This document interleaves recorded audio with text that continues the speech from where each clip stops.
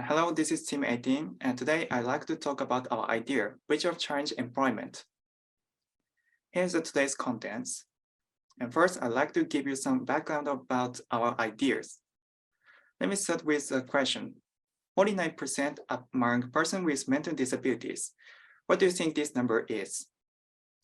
The answer is that 1 year workplace retention rates. On the other hand, 84% among non-handicapped persons keep their jobs in 1 year. So you can see that there is a big gap between challenged people, which means handicapped people, and non-handicapped person. Therefore, we want to solve the problem of the high turnover rates of challenged people. This is because there is little know-how in companies that accept challenged people, and it lacks that human resources to support employment of challenged people. Also, we want to emphasize that there are social interests. As interest in the SDGs grows, it has become more essential to full and productive employment and decent work for all in order to realize a sustainable society. Furthermore, the Japanese government requires companies to employ a certain number of challenged people, especially 2.3% of total employment. However, only half of companies meet government standards. In order to bridge the gap between challenged people and companies, we provide support both before and after finding employment. This is the base of our idea.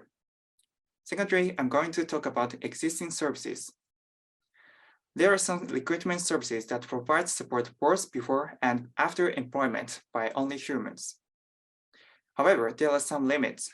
For example, there's a cap on the number of challenged employees that can be accommodated due to the limit of manpower, and the technology is not utilized by the existing services yet. Therefore, we thought that these problems will be solved by using artificial intelligence. Then I move to our services. So I want to introduce our services named Bridge of Challenged Employment. This service is job introducing platform for challenged people with artificial intelligence.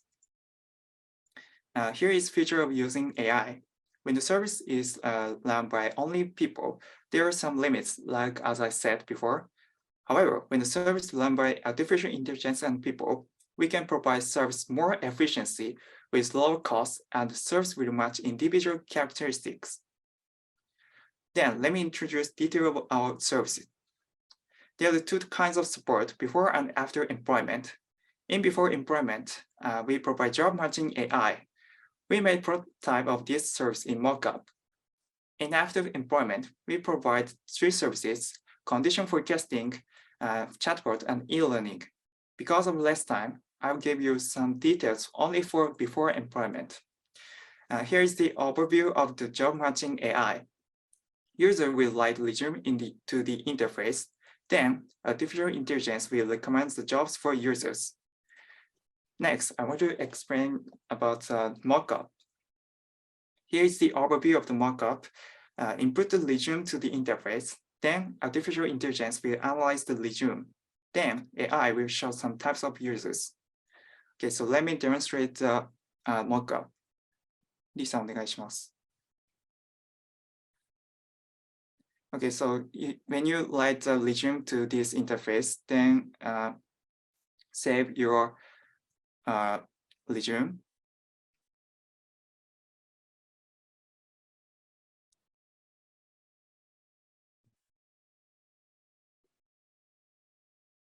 Then it will show some types of the users. Thank you, Lisa.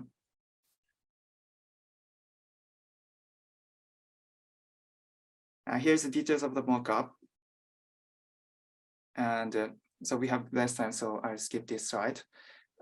Finally, I provide a brief explanation about our business model. Our business targets companies that hire people with disabilities. We receive a reward every time a hiring contract is concluded. And in the case of the employment services, a monthly fee is charged. Additionally, subsidies from the government can be expected under the current national system. This is the overview of our revenue model. Our service is a platform for job introduction that connects companies with challenged people. We achieve this purpose using artificial intelligence. Thank you for listening. ありがとうございます。それでは質疑に移りたいと思います。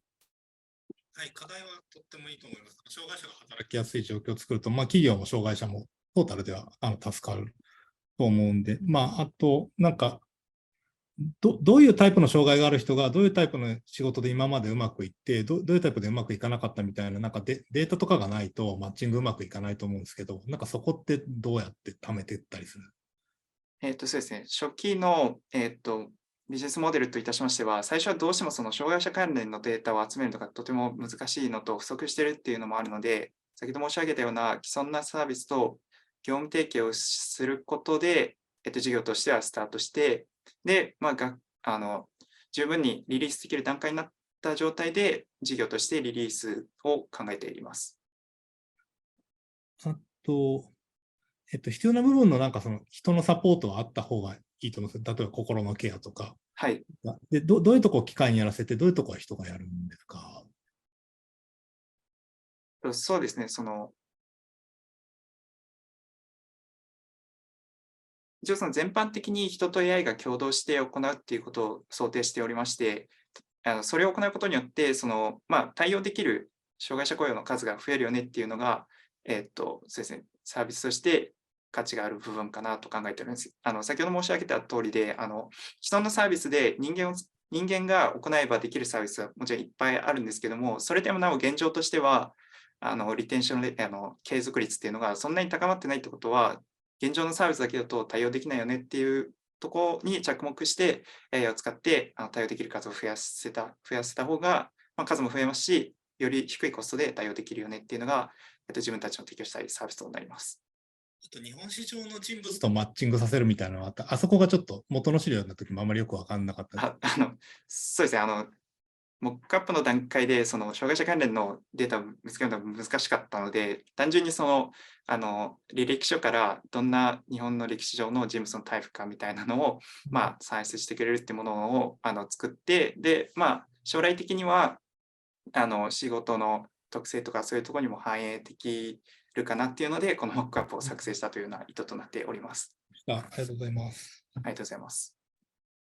ちょっとコメントであれなんですけど、多分いろんなチャレンジを持っている方がこのサイトを使うと思うので、どういう UI にしていくかとかっていうところはすごく、これも逆に言うとチャレンジかなと見てたんですけど、やっぱり見えない人、聞こえない人とか、あとやっぱりキーボードを打ちづらい人とかですね、いろいろいると思うんで、そういったところもカバーできるようなものになっていくとすごいいいなというふうに思いました。ありがとうございます。